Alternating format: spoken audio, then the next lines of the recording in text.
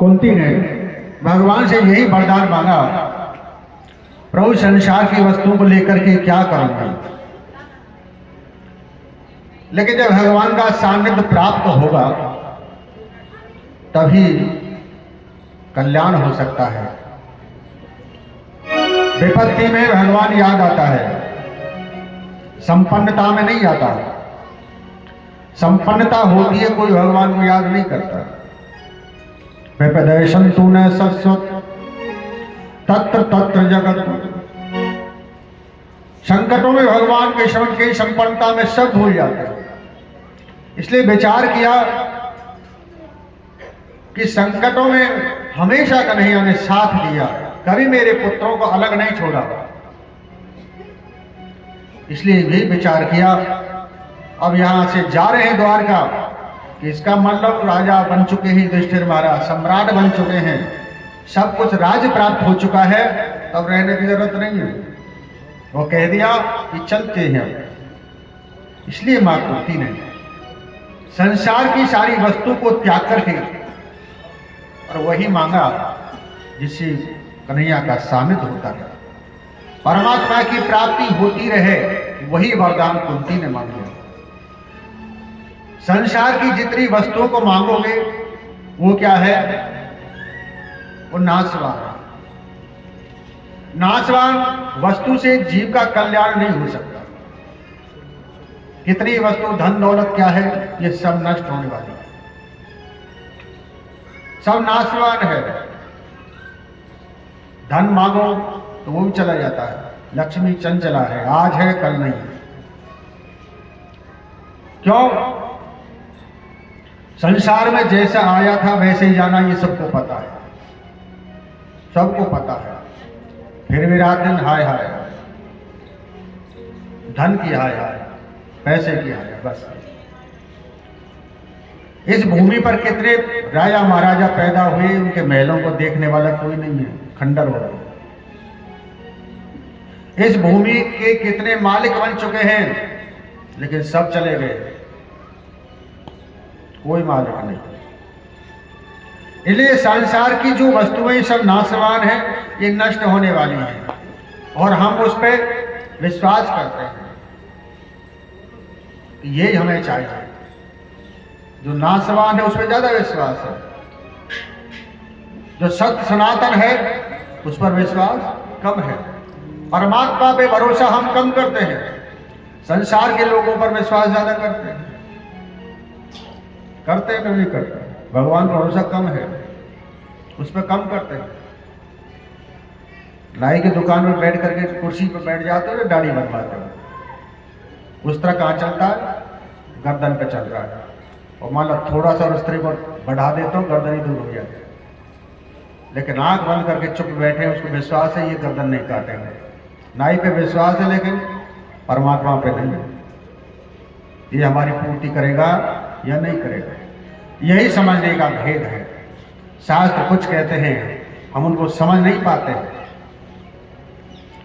उस भाषा को समझ नहीं पाते हैं, हम संसार के लोगों पर विश्वास कर लेते हैं।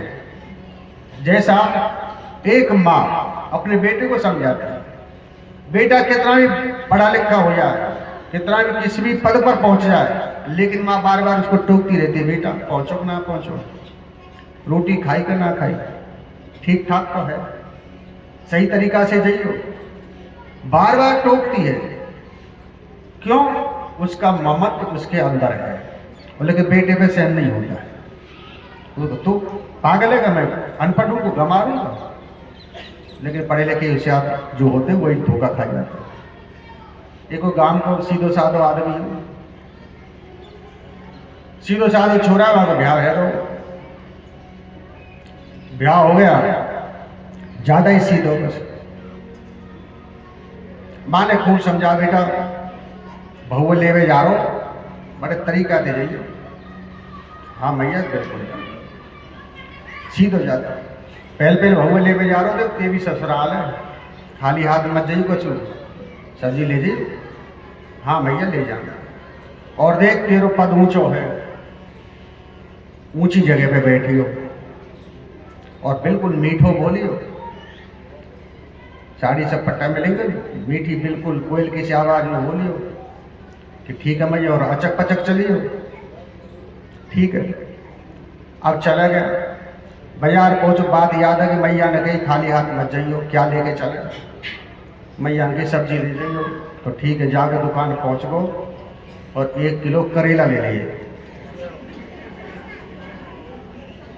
तो मैया ने सब्जी की तो कही करेला बांध के पन्नी में चल दी।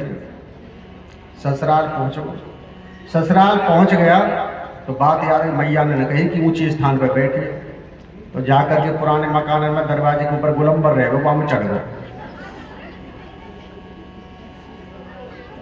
ऊपर बैठ गया। अब वहां से साली आई, देख लगी जीजा जी अभी भीतर घुसे यहाँ, तो कोई ना, थैली जरूर रखिए। चार तरफ देखा कहीं ना देखी, कहाँ दूंगे, और देखो ऊपर नजर गई, अरे ऊपर बैठे जीजा जी, नीचे उतरो। अब नीचे उतर आए, झट बात यार मैया ने किया चक पचक चली, और बिल्कुल धीरे दोनों हाथ में जमीन में टेक करके धीरे धीरे चल रहे। साली कहने लगी ब्याह हो जब तो बढ़िया आई, तो होगा पागल तो ना है। और बच्चे तो तैयार बैठे गए, जीजारो का एक फूफारो कुछ केला से सेब पन्नी खोल के देखी तो करेला है, नहीं बड़ी। अब घरवाली उसकी वहीं फेंकी थी, उसने कही वो कहा गया कोई पागल हो गया, कौन से ढीला हो गया, इसका क्या कारण है। बैठा दिया चारे पास। अब मैया ने नूत होके गोलंबर बैठे, ऊंचे स्थान को मतलब सिराने पे बैठे, बैठ गया, भोजन बनाया, भोजन खाने लगो साहब। अब शहर में छोटी छोटी पूरी बने, काम को तो एक बार में कप धर जाएगा। छोटी छोटी पूरी सब्जी पूरी बनाई, तो छोटी पूरी एक पूरी लेवे उठावे, सब्जी भरो मुंह में धर जाए। घरवाली इशारो देवे लगी, एक के दो कर ले, सावत पूरी खा रो, 2 उंगली को इशारा करो, वहां ने समझी कि एक पूरी ने 2 पूरी ने संखा, 2 पूरी ने ले सब्जी भरो मुंह में, वहां ने माथा ठोकने लगी। वहां ने कमजोरी मेरे तो भूल हो गई कि भोग तो लगाए ना, सब पूरी ली, आप सब्जी तेरा माथे पर ठोक ली। तो ये क्या है, कहते कुछ है और समझते हम कुछ है। समझने का एक ढेर है, शास्त्र कुछ कह रहे हैं, लेकिन हम संसार की वस्तुओं को मांगने के लिए तैयार बैठे हैं कि हमें धन चाहिए, ऐश्वर्य चाहिए, लेकिन यहाँ ऐश्वर्य की बात नहीं है। मां कुंती कहती है मुझे ऐश्वर्य की आवश्यकता नहीं है, ऐश्वर्य ये तो तुमने दिला ही दिया और बिन मांगे ही मिल गया। उसके बाद भगवान ने कहा कि ठीक है, द्वारका नहीं गए, स्थगित कर दिया, वापस लौट कर गया। अपने कक्ष में सो रहे थे, रोजाना युधिष्ठिर भगवान को प्रणाम करने जाते थे।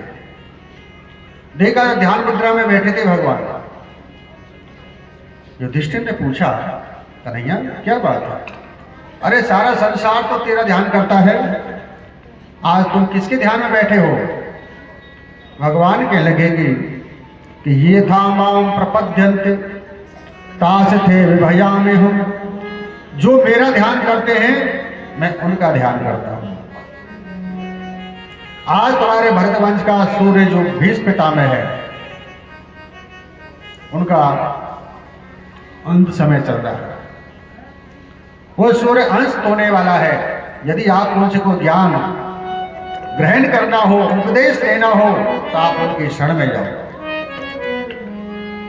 भगवान पांडवों को साथ लेकर के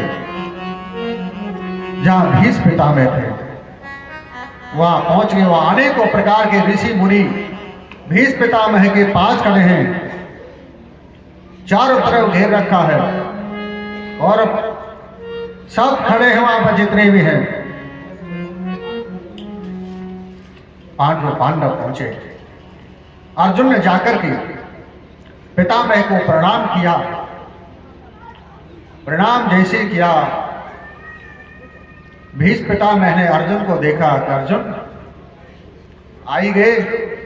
अरे वो तुम्हारा वो कहाँ है सारथी? कि हाँ दादाजी यूं भी आए हैं। भगवान पहुंचे। अच्छा तुम आ ही गए, कितने दयालु हैं। यहाँ आकर के मुझे दर्शन दिया है। अर्जुन से कहा तो तुम इनको जानते हो कौन है ये? अर्जुन कहने लगा दादाजी इनको कौन नहीं जानता, ये हमारे मामा के लड़के हैं। भीष्म पितामह मुस्कुराए कि अर्जुन कभी तुम इनको मामा का लड़का बताते हो, रथ में बिठा के अपना सारथी बना लेते हो, गीता का उपदेश लेते हो, तब इनको गुरु बना लेते हो। कितने नाते हैं तेरे मेरे नाते अनेक, मानिए सो जो भावना। अनेकों नाते हैं लेकिन कौन है? लेकिन कि अर्जुन जिस शोक की दावाग्नि में तुम झुलस रहे हो, तुम्हारा शोक व्रत है। तुमने ये विचार किया युधिष्ठिर, इस कौरव संग्राम में विजय हमने प्राप्त की है, उन योद्धाओं का संहार हमने किया है। क्यों? भगवान ने कहा था गीता में कि द्रोणम च भीष्मं च जयरथं च कर्णं तथान्यामपि योधवीरा मया हतस्त्वं जहिमा व्यतिष्ठा भुज्यस्य चेतासि रणे शपथ्म। जितने योद्धा हैं, जयद्रथ, भीष्म, कर्ण है, ये जितने हैं, इनका संहार किसने किया है? युधिष्ठिर तुम समझ रहे हो हमने योद्धाओं को मारा है। जब ये कहा था उस कुरुक्षेत्र की भूमि में उस रथ को सेना के मध्य में जब खड़ा किया, इस कन्हैया ने एक दृष्टि मात्र से सब योद्धाओं की आयु को हरण कर लिया और अर्जुन से यही कहा था, अर्जुन तू तो एक निमित्त मात्र है, तू अपना गांडी उठा और बाणों की वर्षा कर, ये मरे हुए हैं सब। दृष्टि मात्र से भगवान ने योद्धाओं की आयु का हरण कर लिया, वो तो मरे हुए थे, तुम तो एक माध्यम थे। और जिधर मैं देखता था उधर चारों तरफ सुदर्शन चक्र ही चलता दिखाई देता था। और युधिष्ठिर तुम इस शोक में डूबो हो कि इस योद्धाओं का संहार करके रक्त से सने हुए हम इस सिंहासन पर बैठ रहे हैं, ये अनर्थ है। ये नहीं, सब कुछ किया है कृष्ण ने किया है, सबका उद्धार किया है। और हे केशव, जब मैंने अनेक प्रकार की योद्धाओं का संहार किया, बाणों की वर्षा होने लगी और अपने बाणों से अर्जुन के रथ को घेर लिया, तो लेकिन तुझ पर वो सहन नहीं हुई। तूने मेरी प्रतिज्ञा को रखने के लिए और अपनी प्रतिज्ञा छोड़ दी। तुमने प्रतिज्ञा की मैं अस्त्र शस्त्र ग्रहण नहीं करूंगा, लेकिन उसी समय तुमने उस सुदर्शन चक्र को लेकर के मेरे पीछे दौड़ पड़े। पृथ्वी कांपने लगी। क्यों पृथ्वी क्यों कांपी? पृथ्वी इसलिए कांप गई कि अभी तो इन्होंने प्रतिज्ञा की अस्त्र शस्त्र नहीं उठाऊंगा, लेकिन अभी प्रतिज्ञा तोड़ दी और मेरा भूमि से भार उठाने का प्रतिज्ञा की है, यदि उसको भूल गई तो क्या बनेगा। इसलिए पीतांबर गिरा दिया। ये धरणी को सहनशीलता रख, मैं अपनी प्रतिज्ञा को भूलता नहीं। भीष्म पितामह भगवान की स्तुति करते हैं, अनेकों प्रकार के धर्म का उपदेश दिया, संन्यास धर्म का उपदेश दिया और कहने लगे केशव, मैंने वो जो दृश्य देखा था वो छवि मेरे हृदय से कभी हटती नहीं। वो भरे संग्राम में जो तूने रथ चक्र लेकर के मुझको मारने के लिए दौड़े, तुम्हारे फड़फड़ता पीतांबर चरणों में लिपटा हुआ अर्जुन, आपके मस्तक पर जो पसीने की बूंदें थी, उन पसीनों की बूंदें ऐसे लग रही थी किसी कोई मोती चमक रहे हो, वो छवि मेरे हृदय में विराजमान है। हे माधव, मैं उस रूप को पुनः देखना चाहता हूँ। महाभारत के दृश्य को भगवान के लगे पितामह वो कैसे हो सकता है। वो समय वो तो वातावरण तो निकल चुका है, जो समय निकल चुका है वो पुनः कैसे आ सकता है।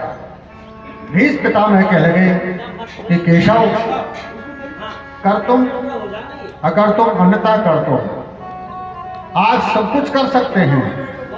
जब सूर्य अस्त होने से पहले सूर्य अस्त कर सकते हैं तो क्या यह दृश्य मुझे नहीं दिखा सकते। भीष्म पिता मैं कहने लगे और हे केशव मेरी एक अंतिम इच्छा और यही है कि मेरी एक बेटी है उसके साथ आप विवाह करो। भगवान कह लगे कि दादाजी आपका तो विवाह नहीं हुआ, बेटी कहां से आ गई। कि मेरी एक मति रूपी पुत्री है, मेरी मति जो है तुम्हारे चरणों में रहे, तुमको समर्पण करता हूं। और हे केशव अंतिम इच्छा और मेरी बोलो क्या है कि आप मेरे सामने खड़े हो जाओ। मैं उत्तरायण की प्रतीक्षा कर रहा हूं, सूर्य उत्तरायण आ चुका है। क्यों? सूर्य 6 महीने दक्षिणायन होता है और 6 महीने उत्तरायण होता है। उत्तरायण देवताओं का स्थान होता है, समय दक्षिणायन पितरों का होता है। सूर्य उत्तरायण हो चुके और मैं यही अंतिम प्रार्थना करता हूं, आप मेरे सामने खड़े रहो। मेरा समय पूर्ण हो चुका है, मैं अपने इस प्राणों का त्याग ना चाहता हूं। जब तक इस तन से प्राण निकले तब तक आप मेरे सामने खड़े रहो। और भीष्म पितामह भगवान से प्रार्थना करते हैं।